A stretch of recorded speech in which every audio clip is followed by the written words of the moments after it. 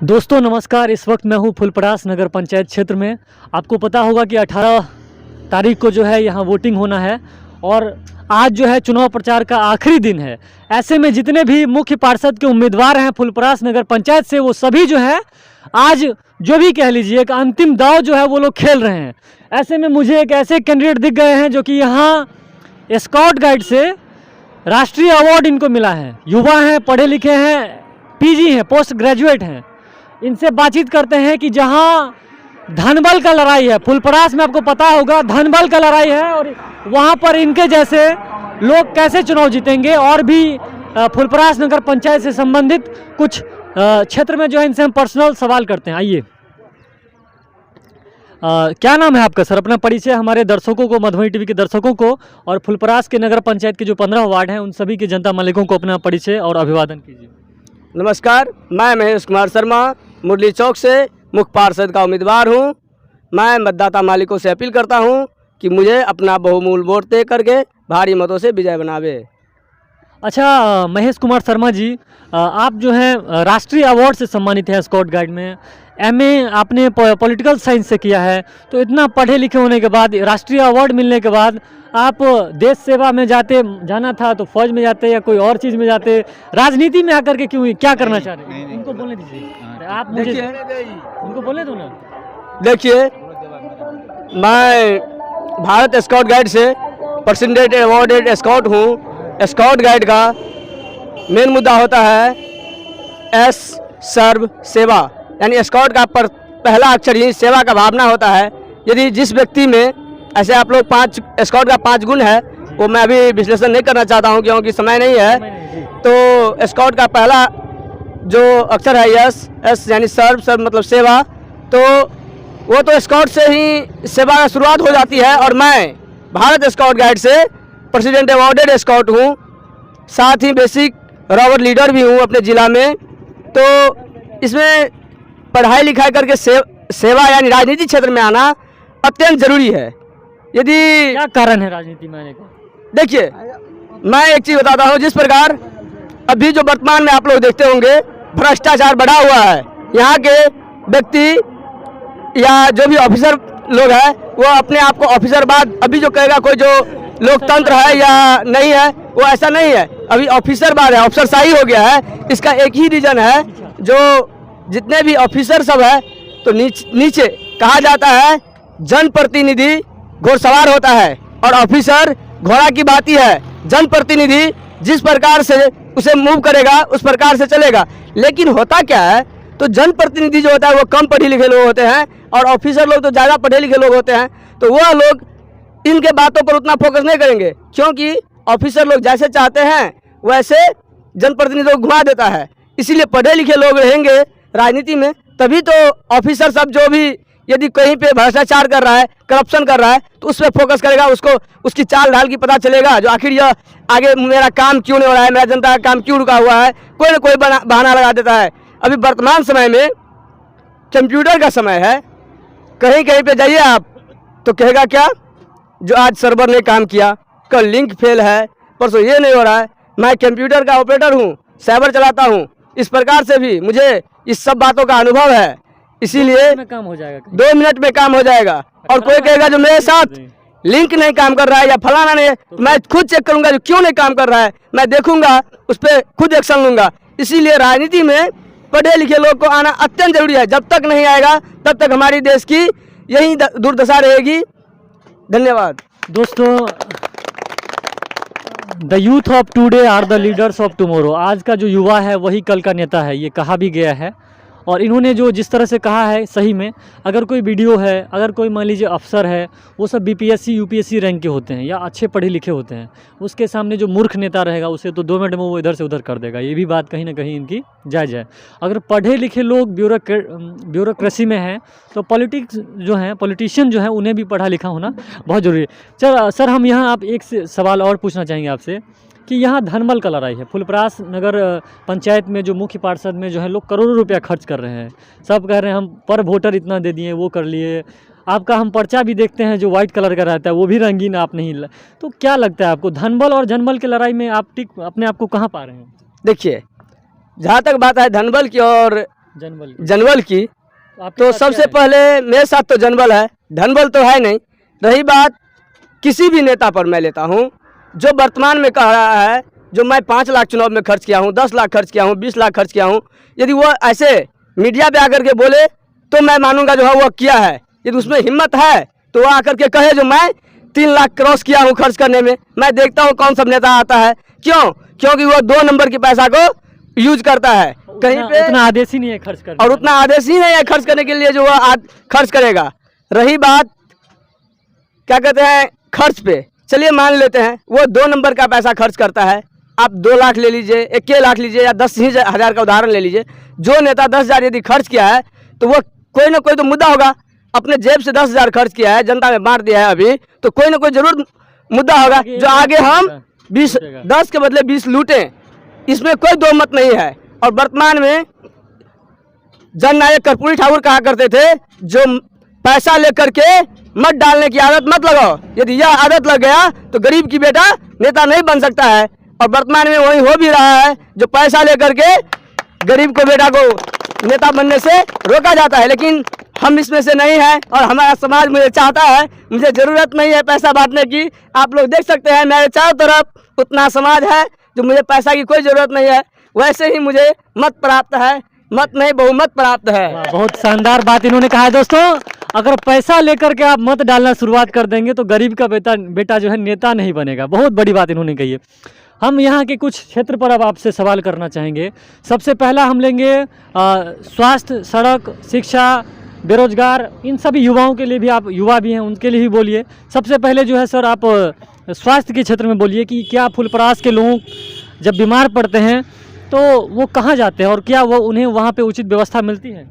बिल्कुल नहीं। जहाँ स्वास्थ्य के क्षेत्र की बात है तो अभी तक तो मुझे यह कंफर्म नहीं है, लेकिन होता यह है जो जैसे स्वास्थ्य पे लेते हैं आप, तो हॉस्पिटल है बगल में हमारा अनुमंडलीय रेफरल अस्पताल फुलपरास। व्यक्ति कहता है जो सबसे पहले वहाँ जाना चाहिए रेफरल अस्पताल में, लेकिन सुविधा नहीं होने के कारण व्यक्ति को मजबूरी में यानी कि निजी अस्पतालों में जाकर के इलाज कराना पड़ता है। सब व्यक्ति चाहता है जो मेरा 2 पैसा बचे, 2 रुपया मेरे पास सुरक्षित रहे। यदि आपके आने से क्या ये मतलब व्यवस्था परिवर्तित होगी? बिल्कुल होगी, क्योंकि यदि मैं अभी जहाँ भी हूँ वहाँ पे जो भी कार्य करता हूँ अपना पूरा निष्ठा से काम करता हूँ, किसी में कोई दो मत नहीं है और मेरे आने से इसमें ज़रूर सुधार होगी। सर बहुत बढ़िया। शिक्षा पे सर हम आपसे पूछना चाहेंगे, क्योंकि शिक्षा वह प्रकाश है जो जीवन को प्रकाश में बना देता है। Education is light of life कहा भी गया है। लेकिन आजकल ऐसा देखा जा रहा है कि जो शिक्षक हैं वो पढ़ाते कम है, नेतागिरी ज़्यादा करते हैं स्कूल में। इस पर आप क्या कहेंगे? देखिए, बाबा साहब भीमराव अम्बेडकर का एक कहना था, जो शिक्षा वो शेरनी का दूध है, जो भी व्यक्ति पी लेता है वह कहीं भी दहाड़ता रहता है। जबरदस्त जबरदस्त, बहुत बढ़िया। शिक्षा के क्षेत्र में मैं तो पढ़ा लिखा हूँ और जो भी मेरे क्षेत्र के अंदर शिक्षण संस्थान यानी स्कूल आता है, मैं उन सबों पे खुद मुआयना करूँगा कि आखिर वहाँ पढ़ाई अच्छे क्यों नहीं हो रही है, क्या कारण है। वहाँ पे या तो फिर बच्चे सही से नहीं पहुँचते हैं या टीचर टाइम पे नहीं पहुँचते हैं। रही बात आप जो बोले हैं, जो आजकल के टीचर कम और नेता ज़्यादा है, सही बोले हैं। शिक्षक लोग उजला शर्ट पहनेगा, उजला पैंट पहनेगा, पूरा जूता मोजा लगाएगा, कुर्ता पहन के जाता है, कुर्ता भी पहन के जाता है। तो आखिर उसमें वो जो है सो पढ़ाने के व्यू से कम और नेतागिरी करने के व्यू से ज़्यादा जाता है। दूसरी बात है, कहता है जलते हुए दीपक से दीपक को जलाया जा सकता है। अभी तो शिक्षक ही वैसा है जो वह खुद ने पढ़ा लिखा है तो दूसरा को क्या पढ़ाएगा। बहुत बढ़िया। ये जो है बेखौफ बोल रहे हैं, कोई इनको डर नहीं मास्टर साहब आपका डैमेज कर देगा, वोट नहीं देगा आपको। टीचर क्यों डैमेज करेगा? जो अच्छा टीचर है मुझे जानता है वो हमेशा सपोर्ट करता है। ये आप सबको नहीं कह रहे हैं, जो गलत है टीचर जी बिल्कुल, मैं उसी को कह रहा हूँ। जो गलत है मैं उसको क्यों कहूँगा, क्योंकि गुरु जीवन में गुरु ही ऐसा है जो किसी व्यक्ति को बना सकता है और किसी को बिगाड़ सकता है। तो मैं सबको नहीं बोल रहा हूँ, पर्सनली उसको बोल रहा हूँ जो पढ़ा लिखा कम, यानी कहता है लाइट कम और फोकसिंग ज़्यादा है। चलिए, तो इनसे मैंने स्वास्थ्य पे बातचीत किया, शिक्षा पे बातचीत किया। आप युवा हैं, काफ़ी कम उम्र है आपकी और आपने मुख्य पार्षद चुनाव लड़ा। ये भी बताइए जो वार्ड में काहे नहीं लड़े, मुख्य पार्षद ही डायरेक्ट कैसे लड़ गए आप? देखिए, ऐसे तो पहला रीज़न ये है जो वार्ड में सीट नहीं था। दूसरी बात ये था जो मैं राजनीति में आना नहीं चाहता था। यानी कि सीट हुआ ABC का आपके हाँ, मेरे नगर पंचायत में। तो नगर पंचायत में सीट होने के बाद समर्थन हुआ, व्यक्ति विशेष ने बोला जो आप मैदान में आइए, हम लोग साथ देंगे आपको। तो हम बोले जो मेरे पास तो पैसे की अभाव है, ये चेयरमैन की चुनाव है, इसमें बहुत ज़्यादा पैसा खर्च होगा। तो बोला व्यक्ति, जो मेरे सपोर्टर है वो लोग बोले जो मैं आपको नोट और वोट दोनों से सहयोग करूंगा, किसी प्रकार की दिक्कत नहीं होने दूंगा, इसीलिए मैं मैदान में आया हूं। और यदि यह जनता लोग मुझे इस प्रकार सपोर्ट करता है तो मैं आगे हमेशा सेवा के लिए तत्पर रहूंगा। एक चीज़ और कहना चाहूँगा, युवाओं के लिए क्या कहना चाहेंगे? क्योंकि देखिए चुनाव लड़ रहे हैं आप, कहीं ना कहीं कुछ वादा जो युवा आपको देख रहे हैं, फुलपरास के युवा, उनके लिए आप क्या कुछ करेंगे जीतते हैं तो ये बताइए। देखिए, मैं यथासंभव रोजगार पर मैं फोकस डालूंगा, क्योंकि जैसे यह पंचायत को नगर पंचायत में इसलिए परिवर्तन कर दिया जाता है जब यह धीरे धीरे शहर की ओर परिवर्तित हो रहा हो। तो बहुत सारा बात है, जैसे मान लीजिए अभी युवा है, युवा जाते हैं बैंक पे, कहता है मुझे लोन चाहिए, तो कहता है नहीं मिलेगा, फलाना दो डिंगरा दो, बहुत सारा बात है जो उस पर मांगता है। लेकिन यदि मैं चुनाव जीतता हूँ तो युवाओं के लिए हर एक प्रकार से मुझसे जो हो पाएगा मैं उसको सहायता करूँगा और करता भी हूँ। किसी भी से आप पूछ लीजिए, मैं अपने यानी जो भी मेरा युवा साथ देता है मैं उन लोगों को किसी भी हाल में नहीं छोड़ता हूँ, चाहे जैसे भी हो अपना तरफ से उसे सहायता करता हूँ। अच्छा, अभी आप फुलपरास 15 जो वार्ड हैं पूरा आपने विजिट किया होगा, पूरा 15 नगर पंचायत है, वार्ड है ना 15, तो आप तो हर एक वार्ड गए होंगे। वहाँ पर जो है सड़क की स्थिति बताइए, क्योंकि सड़क बहुत महत्वपूर्ण है किसी भी क्षेत्र को आगे बढ़ाने में। ये जो स्टेट हाईवे है या NH है उसको छोड़ के जो आपकी नगर पंचायत का रोड है उसकी स्थिति पर बताइए कि लोगों को नाली की, सड़क की, पुल पुलिया की, कहीं पे उस सब पे क्या समस्या आपको देखने को मिल रहा है?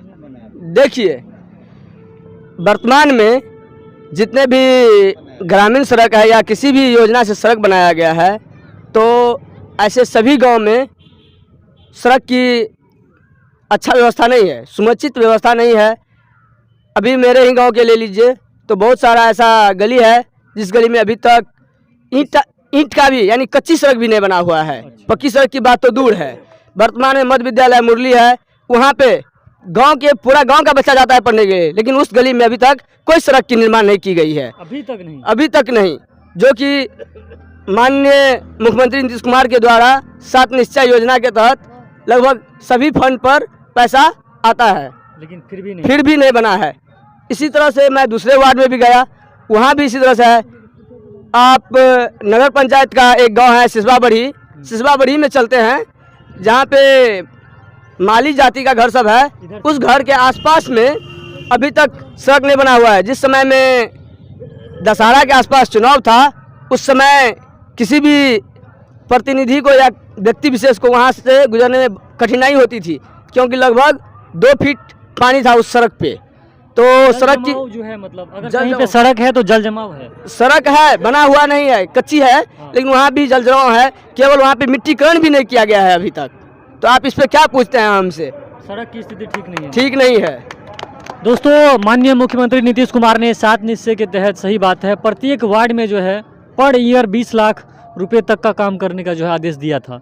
और कहीं ना कहीं 2016 से जो 21 का कार्यकाल रहा है मुखिया सबका, उसमें खूब पैसा उन्होंने लूटा भी, जिसमें नल जल भी जो है आया।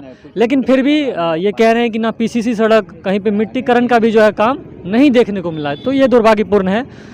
हमने सड़क पे इनसे बातचीत किया है अभी, स्वास्थ्य पे, शिक्षा पे, बेरोजगार पे, महिलाओं के लिए बोलिए, क्योंकि देखिए समाज में जितना हकदार हम लोग हैं पुरुष, उतना ही महिला है, माता बहन और जो लड़कियां हैं, महिलाओं के लिए क्या कुछ कहना चाहेंगे आप? महिला के लिए क्या कहेंगे? वर्तमान में जैसे युवाओं के लिए कहे उसी प्रकार से महिलाओं के लिए भी कहते हैं। जैसे कुटीर उद्योग को बढ़ावा देना, घरेलू उद्योग होता है और शहर की ओर प्रवृत्त हो रहा है, तो उसमें कुटीर उद्योग पे हम जोर करेंगे।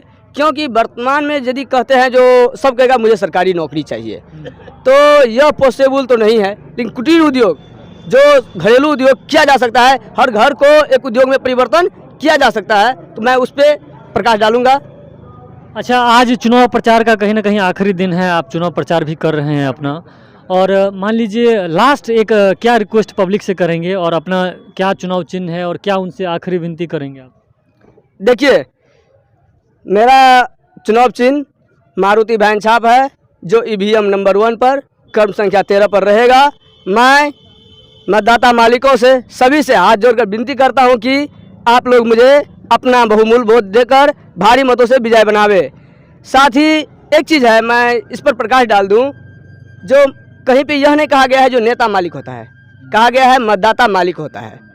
तो मतदाता यदि मालिक होता है तो नेता नौकर के भांति होता है।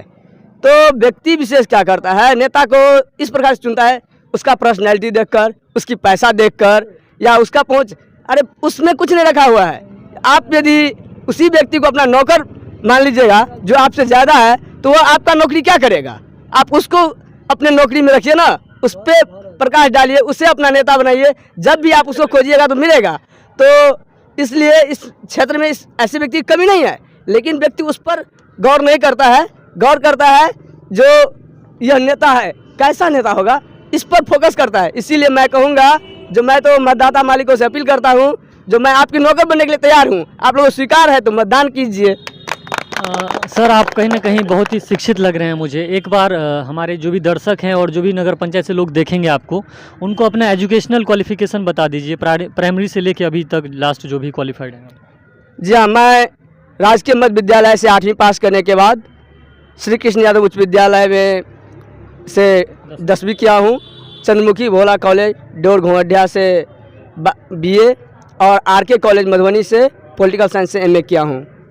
चलिए, बहुत बढ़िया। इतना पढ़े लिखे युवा कहीं ना कहीं राजनीति में आ रहे हैं। अब लग रहा है कि भारत का भविष्य जो है बदलेगा। कुछ इनके समर्थकों से भी बातचीत करेंगे कि वो जो है क्या कुछ कहना चाहेंगे। चाचा, क्या कहना चाहेंगे चुनाव के बारे में और इनके बारे में?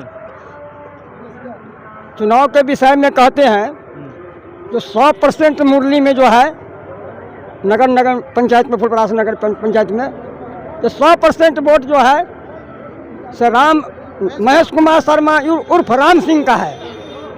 हाँ, इसके समर्थन में है हम, पूरा समर्थन में। हाँ, हम लोग वोट माने दे रहे हैं। आप क्या कहना चाहेंगे महेश सिंह के बारे में? हेलो, चुनाव लड़ रहा है। हेलो, हाँ, मैं बात करना चाहता हूँ। मैं जी केंद्रीय कर्मचारी डाकघर का। जी, जनता हाथ उठा दिया, जनता करेगा बीच में फैसला क्या करना है। राम जी को छोड़ेगा नहीं, अभी नहीं छोड़ेंगे। चाहे पैसा से लगेगा, हाँ। चाहे उसको खर्चा देना पड़ेगा, वोट के बदला देंगे हम लोग। आप लोग फुल हम लोग तैयार है।